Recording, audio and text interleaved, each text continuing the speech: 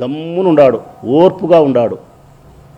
ఆయన ఇంకొక మాట కూడా చెప్పినాడు, నేను ఏమైతే ప్రేమతో నా చెల్లెలకి ఇవ్వాలనుకున్నానో అది ఇప్పుడు ఇవ్వకూడదు అనుకుంటానా. కారణం ఇదిగో నా చెల్లెలు ఈ విధంగా చేస్తుంది కాబట్టి. కాంగ్రెస్ పార్టీలకు పోవడం కానీ, మన కుటుంబ విషయాలు రచ్చకి ఈడ్చడం కానీ, మన శత్రువును రాజకీయ ప్రత్యర్థులైనటువంటి చంద్రబాబు నాయుడుతో చేతులు కలపడం కానీ, ఇక్కడ జరిగే విషయాలు అక్కడికి ఉప్పు అందించడం కానీ, ఇవన్నీ జరిగిన తర్వాత నీ బిహేవియర్ బాగలేదు కాబట్టి నా అభిప్రాయాన్ని మార్చుకున్నా. కాకపోతే తిరిగి భవిష్యత్ కాలంలో నువ్వు పశ్చాత్తాప పడితే నేను తప్పకుండా నీ పట్ల అన్ననే ప్రేమను, మమకారాన్ని, కరుణను చూపిస్తా అని చెప్పినాడు. ఇంతే తప్ప మరొకటి నేనేమి ఇయ్యను చేయను అని కూడా చెప్పలేదు ఆయన.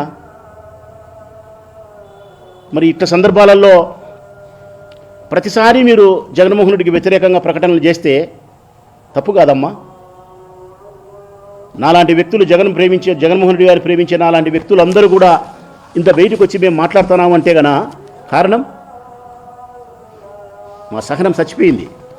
మా నాయకునికి సహనం ఉంది కానీ, మా జగన్కు సహనం ఉంది కానీ మాకు చచ్చిపోయింది తల్లి. ఇంకా మేము భరించలేకపోయే మేము మాట్లాడుతున్నాం. విశాఖపట్నం ఎయిర్పోర్ట్లో మాట్లాడిన షర్మిలమ్మ గారు అన్ననే పదానికే కలంకము. అసలుకు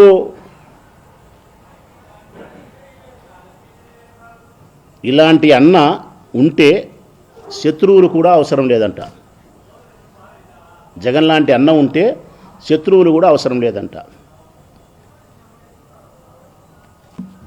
రాష్ట్రమంతా ఏమంటున్నారు తల్లి తెలుసునా? అందరు తల్లులు ఇలాంటి కొడుకు నా గర్భాన జన్మించలేదే అంటున్నారు తల్లి. జగన్ లాంటి కొడుకు నా కడుపున పుట్టలేదే అంటున్నారు అమ్మలందరూ. ఇది సత్యమమ్మా, ఇది సత్యం, ముమ్మాటికి సత్యం. ఇది ఇప్పటికైనా నేను ప్రశ్నించేది ఒకటే, షర్మిలమ్మ గారిని, విజయమ్మ గారిని, మీరు సమాజ ధర్మం ప్రకారం పోదామనుకుంటే తండ్రి ఆస్తిలో భాగం ఇచ్చినాడు, అయిపోయింది. అన్న ప్రేమతో ఇస్తే తీసుకోవాలా, లేకుంటే వదిలేయాలా. అన్నకు వ్యతిరేకంగా శత్రువులతో చేతులు కలపడం అనేది తప్పు తల్లి. ఒక చిన్న ఎగ్జాంపుల్ చెప్తాను నీకు నేను.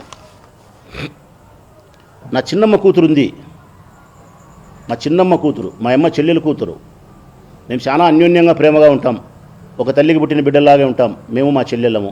నాకు 3 చెల్లెళ్ళు, ఒక తమ్ముడు మా చిన్నమ్మకు. 15 సంవత్సరాల కిందట చిన్న చిన్న కుటుంబ సమస్యల వలన ఆస్తులుగా తల్లి, చిన్న చిన్న ఇగో సాటిస్ఫాక్షన్, ఒక చెల్లెలు ఒక తమ్ముడు వ్యతిరేకించినారు నన్ను. ఒక చెల్లెలు ఒక తమ్ముడు, 2 చెల్లెలు కాదు, ఒక చెల్లెలు ఒక తమ్ముడు వ్యతిరేకించినారు. వ్యతిరేకించి కొట్లాడినారు. రైట్, హక్కు ఉంది ఆ పాపకు, కొట్లాడచ్చు. తమ్మునికి హక్కు ఉంది, అలిగినాడు, మాట్లాడలే, రైట్, మంచిదే. కానీ ఒక దురదృష్టవ రోజు నా రాజకీయ ప్రత్యర్థి నన్ను చంపడానికి ప్రయత్నం చేసినటువంటి వరదరాజిరెడ్డి ఇంటికి వినారు. వాళ్ళ దగ్గరికి ఇల్లు నన్ను చంపడానికి ప్రయత్నం చేసిన వరదరాజిరెడ్డి ఇంటికి పోయి వారితో చెలిమి చేసినారు. ఇప్పటికి 15-16 సంవత్సరాలైన తల్లి. వారి ముఖం నేను చూడలే. నా తల్లి మరణించినప్పుడు కూడా వాళ్ళు రావద్దనే కోరుకునే నేను. ఇంతే కదమ్మా. ఈ రాయలసీమలో, ఈ కడప జిల్లాలో ఎవరైనా, ఆంధ్రప్రదేశ్లో అయినా అంతే, ముఖ్యంగా మన రాయలసీమలో కడప జిల్లాలో అయితే మరీ ఎక్కువ. మన శత్రువులతో చేతులు కలిపి మన కుటుంబ గౌరవాన్ని బజారికి ఈడ్చి మన వ్యక్తిత్వాన్ని హననం చేసి మన నాశనాన్ని చెల్లెలు కోరుకుంటే, శత్రువుల కొంపకు పోతే ఇంతకంటే అన్యాయం ఉందే? సునీతమ్మ అయితే నేను మనస్ఫూర్తిగా చెప్తా ఉన్నా, ప్రపంచానికి తెలిసి చంద్రబాబు నాయుడుతో కలిసింది 2 సార్లు. ప్రపంచానికి తెలిసి సునీతమ్మ కలిసింది 2 సార్లు. ప్రజలారా, మనస్సాక్షిగా చెప్తాను నేను, మనసా వాచే కర్మేనా. ఈ ప్రపంచానికి తెలియకుండా సునీతమ్మ మరొక 19 సార్లు గెలిచింది. మరొక 19 సార్లు గెలిచింది చంద్రబాబు నాయుడును. కలిసిన ప్రతిసారి 1 to 1, కలిసిన ప్రతిసారి 1 to 1. ఈడ జరిగే ప్రతి విషయాలు చంద్రబాబు నాయుడు దగ్గరికి పోతాయి. షర్మిలమ్మ కలిసిందని నేను చెప్పలే, సునీతమ్మ. షర్మిలమ్మ అయితే ఒక్కరోజు కూడా చంద్రబాబు నాయుడు ప్రభుత్వాన్ని విమర్శించదు. చంద్రబాబు నాయుడు రాష్ట్ర ముఖ్యమంత్రి, అన్ని తప్పులు చేస్తున్నాడు, అన్ని మోసాలు చేస్తున్నాడు, విమర్శించాలంటే కాంగ్రెస్ పార్టీ రాష్ట్ర అధ్యక్షురాలుగా ప్రతిరోజు విమర్శించాలా? విమర్శించదు షర్మిలమ్మ. జగన్ను విమర్శిస్తుంది. 100 మాటలు జగన్మోహన్ రెడ్డి గారిని విమర్శించేది, మళ్ళీ ఎవరన్నా ఏమన్నా కనుక్కుంటారని చెప్పి ఒక్క మాట అట్లనేది చంద్రబాబు నాయుడును. ఈ పిల్లి మొగ్గలన్నీ ఎవరు కనుక్కోలేరు తల్లి, ఎవరు కనుక్కోలేరు. ప్రజలందరికీ ఇవన్నీ ఎరుకే. మీరు సమాజ ధర్మం ప్రకారం ఉండినా రైట్, లేదు న్యాయస్థానానికే పోతాం కోర్టు కంటే కోర్టుకు పోయినారు. ఆ ఎంఓయూ రద్దు చేసినాడు, మీరు బెయిల్ రద్దుకు ప్రయత్నం చేసినారు, ఆయన ప్రొటెక్ట్ చేసుకున్నాడు.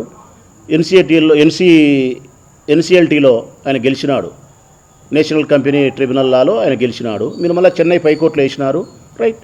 న్యాయం ప్రకారం పోతా అంటే కోర్టులో వేసినారు, కోర్టులో తీర్పు వచ్చేంత వరకు ప్రెస్ ముందుకు రావాకండి. లేదు సమాజ ధర్మం ప్రకారం అయితే కనుక నువ్వే తల్లివే పెద్ద మనిషివి, కూర్చోపెట్టి మాట్లాడి కొడుకు ఏదైనా ఇస్తే ఇప్పించుకొని ఇచ్చి బిడ్డను శత్రువుల ఇంటి దగ్గరికి పోకుండా, శత్రువుల పార్టీలు ఉండకుండా, అన్నను బజారుకి ఇడ్చకుండా అది ఏమి కట్టడి చేయాలనో చేయి తల్లి. సమాజ ధర్మం ప్రకారం వస్తే జగన్మోహన్ రెడ్డి సంసిద్ధమే, లేదు న్యాయస్థానం ప్రకారం పోతే ఆయన సంసిద్ధమే. మరి న్యాయస్థానానికి పోయి మీరు ఆస్తుల విషయంలో భాగముందని అడిగిన తర్వాత ఆయన కుమారుడు సంపాదించుకునే ఆస్తుల్లో చెల్లెలు భాగముందని పోయింది. తండ్రి సంపాదించుకునే ఆస్తుల్లో కాదు, కొడుకు సంపాదించుకునే ఆస్తుల్లో 30 ఏళ్ళ తర్వాత పోయింది, నాకు భాగముంది నాకు అని. న్యాయస్థానానికి వినావు, న్యాయస్థానంలో తీర్పు వచ్చేందుకు ఉండు తల్లి షర్మిలమ్మ. విజయమ్మ గారు కూడా ఉండాలి అంతవరకు. మళ్ళీ ప్రెస్ ముందుకు వచ్చి ఎందుకు షర్మిలమ్మ గారు మాట్లాడతారు? మా ఆయన షెడ్డోడు, మా ఆయన అన్న పదానికే కలంకము, అన్న ఉంటే శత్రువులు అవసరం లేదు, ఎన్నెన్ని సైతాన్ సైన్యము, చెడ్డ ముఖ్యమంత్రి, ఏంటేంటో మాట్లాడినారు. ప్రతిసారి ప్రెస్ ముందుకు వచ్చి రావాకండి. ప్రెస్ ముందుకి న్యాయస్థానాన్ని మీరు నమ్ముకొని ఉంటారా? ప్రెస్ ముందుకు రావాకండి. సమాజ ధర్మాన్ని నమ్మి మీరు ఉంటారా? నువ్వే పరిష్కారం చేయి. ఈ రెండు కాదు మేము ప్రెస్ ముందుకు వచ్చి మాట్లాడతామా, ఆయన వ్యక్తిత్వాన్ని హననం చేస్తామంటే రాచమల్ల లాంటి అభిమానులు, ప్రాణమిచ్చే వాళ్ళు లక్షల మంది ప్రొద్దుటూరు నుంచి ఇచ్చాపురం వరకు ప్రతిరోజు ఉంటాం తల్లి, ప్రతిరోజు మాట్లాడతాం మా నాయకుడి వ్యక్తిత్వాన్ని హననం నుంచి కాపాడేదానికి, వాస్తవ సత్యాలను ప్రజలకు చెప్పేదానికి. చివరిగా పూజనీయ భావం కలిగినటువంటి తల్లితో సమానమైన విజయమ్మ గారికి క్షమించు తల్లి, ఇటువంటి పరిస్థితి వస్తుందని అనుకోలే. మనసును బండ చేసుకొని మాట్లాడుతున్న తల్లి, నా నాయకుని కోసం ఈ అధర్మాన్ని భరించలేక, ఆయన వ్యక్తిత్వాన్ని ఇంత నీచంగా మీరు హననం చేస్తా అంటే తట్టుకోలేక మాట్లాడుతున్నా. మళ్ళీ మీరు ప్రెస్ ముందుకు వచ్చి మాట్లాడితే తప్పనిసరిగా సత్యాలను వెలికి తీసి ప్రజలకు చెప్పే ప్రయత్నం చేస్తా. వైఎస్ జగన్ వ్యక్తిత్వ హననం చేస్తే తనలాంటి వారు చూస్తూ ఊరుకోరు అని చెప్తున్నారు రాచమల్లు శివప్రసాద్ రెడ్డి. విజయమ్మకు నమస్కరిస్తూనే ఇలాంటి ఒక రోజు వస్తుందని నేను ఊహించలేదు అంటూ కూడా ఆవేదన వ్యక్తం చేయడం లైవ్లో చూసాం.